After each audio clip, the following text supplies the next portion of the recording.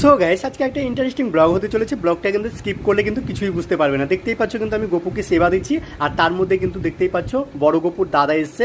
ওই তো বন্ধুরা, বড় গপুর দাদার নাম হচ্ছে রোহন, ঠিক আছে। রোহন কিন্তু খুবই ভালো ছেলে। তো দেখতেই পাচ্ছ ও কিন্তু করতালটা বাজাচ্ছিল, আর তার মধ্যে কিন্তু আমি দেখতেই পাচ্ছ আমি সন্ধ্যা আরতিটা দেখাচ্ছিলাম।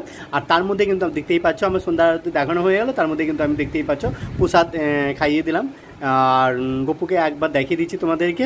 দেখতেই পাচ্ছ গপু হাই বলে দিবে।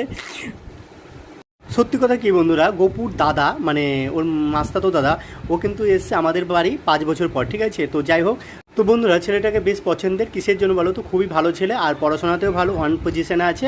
আর অ্যাকচুয়ালি কি ও মানে আমি যা বলছিলাম সেটাই কিন্তু শুনছিল। আর দেখতেই পাচ্ছ এটা আমার গপু সোনা, বড় গপু, ঠিক আছে। তো বড় গপু কিন্তু অলরেডি আমার মতন, ও কিন্তু ঠাকুর মানে ভক্তি খুব, মানে আমার মতন, যেহেতু আমি কাকা ওর, ঠিক আছে, এই জন্য কিন্তু ওর ভক্তি খুব আমার মতন।